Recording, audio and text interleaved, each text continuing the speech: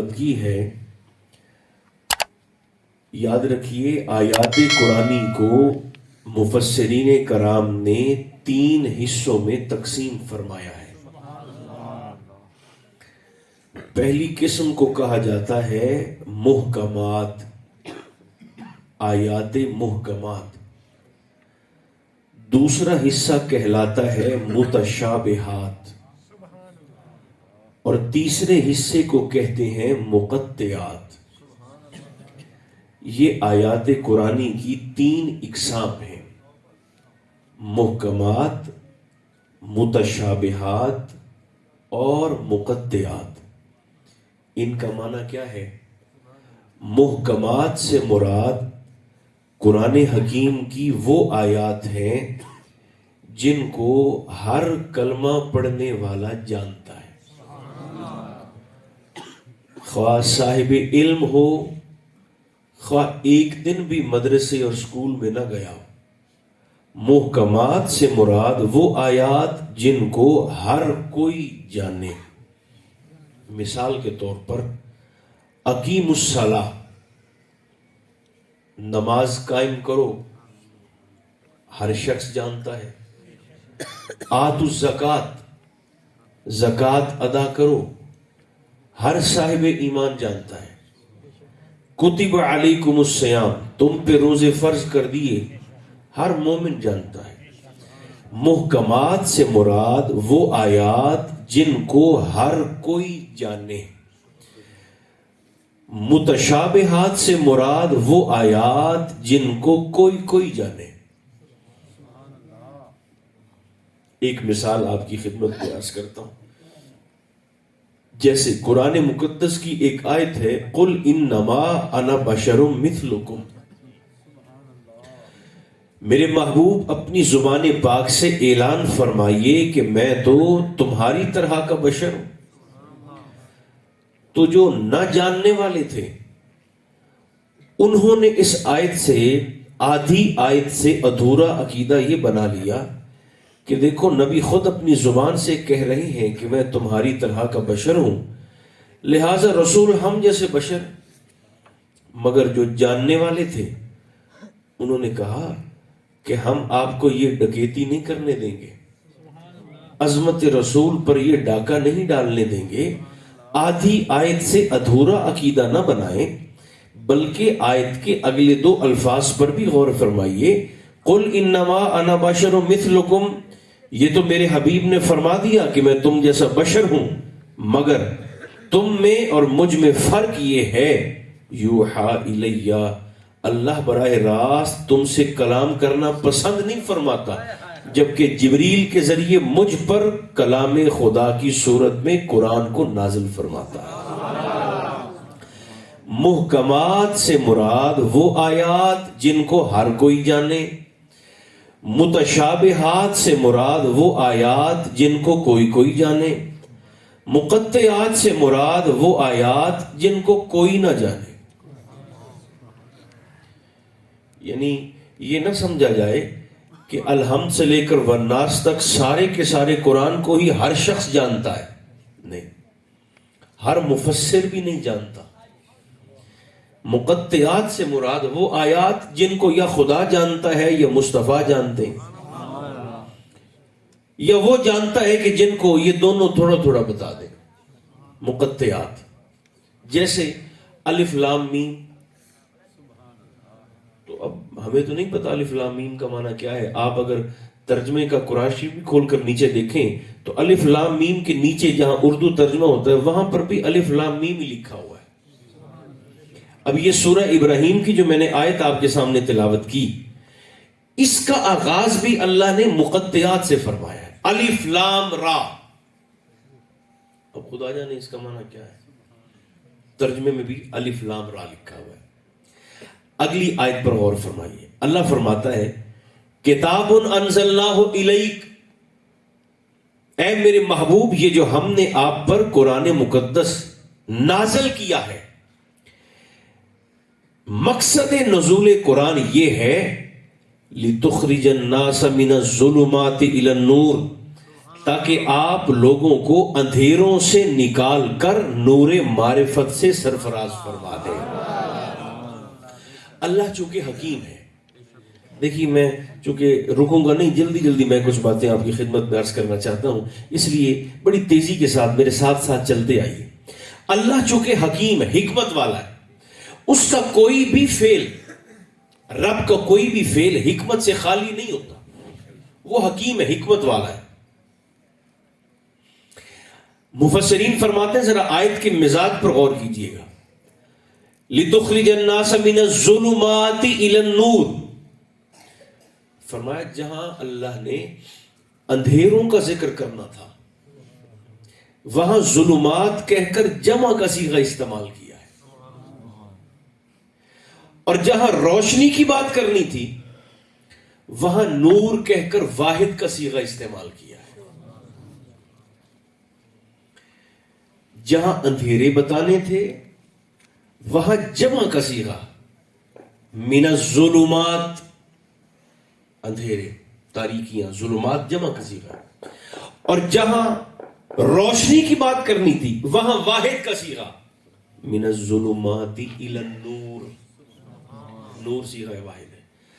اندھیرے جمع میں کر دیے اور نور کا صیغہ واحد میں کر دیا۔ اب ہمیں کیا بتانا چاہتا ہے؟ مقصد پروردگار کیا ہے؟ اللہ ارشاد فرمانا چاہتا ہے، میرے بندو تمہاری زندگیوں میں اندھیرے بہت سے آئیں گے، تاریکیاں زیادہ ہیں، ظلمتیں زیادہ ہیں۔ دیکھو میرے بھائیو، کفر بھی تو اندھیرا ہے، شرک بھی تو اندھیرا ہے، منافقت بھی تو اندھیرا ہے، لالچ بھی اندھیرا ہے، غربت بھی اندھیرا ہے، خوف بھی اندھیرا ہے۔ اندھیرے اللہ فرمانا چاہتا ہے ظلمات کہہ کر کہ تمہاری زندگیوں میں اندھیرے بہت سے آئیں گے، تاریکیاں بہت سی آئیں گی، ظلمتیں زیادہ ہوں گی، مگر ان تاریکیوں سے نکالنے کے لیے نور اور روشنی صرف ایک ہے، جس کا نام میں نے نور محمد رکھا ہے۔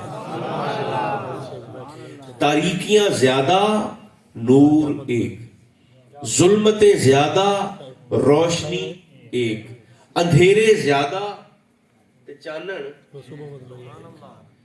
فرمایا تے در تے اور پے در پے اندھیرے آئیں گے تمہاری زندگیوں میں، لیکن ان سے نکالنے کے لیے نور صرف ایک ہے، جس کا نام میں نے نور مصطفیٰ رکھا ہے۔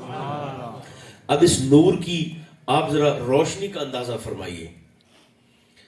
حدیث کی کتابوں میں آپ حیران ہوں گے، صرف حضور کی باتیں ہی محفوظ نہیں ہیں، یہ بھی بہت بڑی بات ہے کہ میرے اور آپ کے آقا کے مختلف فرامین کتب حدیث کے اندر موجود ہیں، لیکن اس سے بھی بڑی بات یہ ہے کہ کتب حدیث کے اندر حضور کی صرف باتیں اور سرکار کے فرامین اور آقا کی احادیث ہی محفوظ نہیں ہیں، بلکہ مصطفیٰ کے اشارے بھی محفوظ ہیں۔ باتیں محفوظ ہونا اور ہے، اور اشارے محفوظ ہونا۔ اب میں آپ سے باتیں کر رہا ہوں تو یہ تو ہو سکتا ہے، یہ تو ممکن ہے کہ دو چار بندوں کے ذہن میں کچھ باتیں رہ جائیں صبح، اور وہ کہیں کہ جی وہ آئے تھے اور یہ بات انہوں نے کی تھی، تو باتیں تو یاد رہ جاتی ہیں، مگر یہ یاد کوئی نہیں رہتا کہ اس بندے نے یہ بات کرتے ہوئے ہاتھ کا اشارہ کیا کیا تھا، یا چہرے کا اشارہ کیا تھا، یا آنکھوں کا اشارہ کیا تھا، یا وجود اور جسم کی کیفیت کیا تھی۔ باتیں یاد رہ جاتی ہیں، اشارے یاد نہیں رہتے۔ لیکن حضور علیہ الصلوۃ والتسلیم وہ شخصیت ہیں کہ جن کی باتیں بھی محفوظ ہیں، جن کے اشارے بھی محفوظ ہیں۔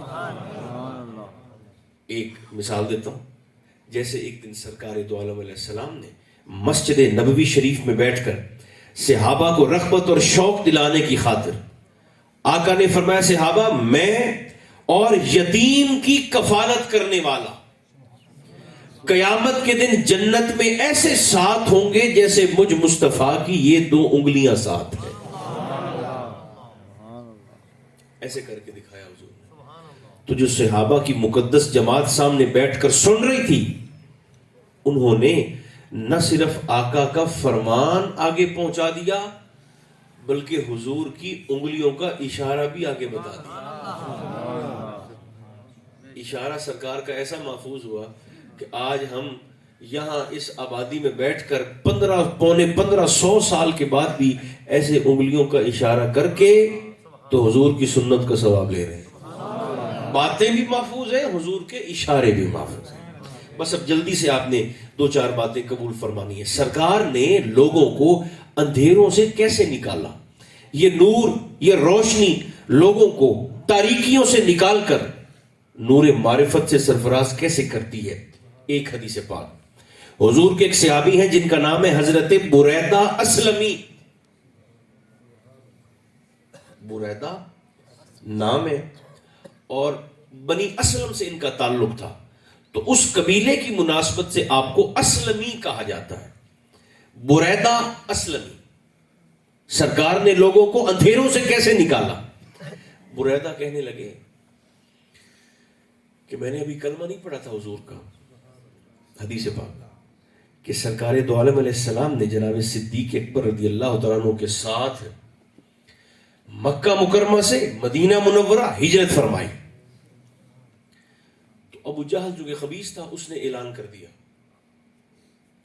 یہ 2 بندوں نے نا حضور کی بڑی مخالفت کی ہے, ایک ابو جہل اور ایک ابو لہب. جو آپ میں سے دوست پوری مہربانی کے ساتھ سن رہے ہیں نا میری بات, وہ ذرا اندازہ فرمائیں. فرعون نے کہا تھا میں خدا ہوں, مجھے سجدہ کرو. قدرت کی طرف سے پیغام نہیں آیا کہ تیری زبان جل جائے. نمرود نے کہا تھا میں خدا ہوں مجھے جھکو, نہیں فرمایا تیرا منہ ٹوٹ جائے. قارون نے کہا تھا, حامان نے کہا تھا, شداد نے کہا تھا ہم زمین کے خدا ہیں. قدرت خاموش رہی. لوگوں نے, جھوٹے خداؤں نے جھوٹے خدا بن کے اس کی خدائی پہ ڈاکہ ڈالنے کی کوشش کی تو قدرت خاموش رہی. مگر جیسے ہی ایک بد نصیب نے اپنے ہاتھ کا اشارہ ایسے مصطفیٰ کی طرف کیا, پوری سورت نازل ہو گئی, تبت یدا ابی لہب وتب. خدا کرے تیرے دونوں ہاتھ ٹوٹ جائیں. پوری سورت, پوری آیت نہیں, اور دونوں میاں بیوی کی مذمت میں, ابو لہب کی مذمت میں اور اس کی بیوی ام جمیل کی مذمت میں. پوری صورت آ گئی. ہم نے عرض کیا مولا تیری خدائی پہ ڈاکہ ڈالنے کی کوشش کی گئی, جھوٹا ڈاکہ, تو خاموش رہا. مگر جیسے ہی ان بد نصیبوں نے تیرے مصطفیٰ کی طرف ایسے ہاتھ کیسے انگلی کا اشارہ کیا, پوری صورت آ گئی. اس کی وجہ کیا ہے؟ فرمایا تھا کہ لوگوں کو, قیامت تک آنے والے لوگوں کو اس بات کا پتہ چل جائے کہ میرا میرے مصطفیٰ کے ساتھ غیرت کا تعلق کتنا ہے. بہرحال بلکہ یہ جب یہ صورت اتری نا تبت یدا ابی لہب وتب, تو ام جمیل خبیثہ نے کیا کیا, اس نے ایک پتھر, ظاہر ہے پتہ چل گیا اس کو کہ پوری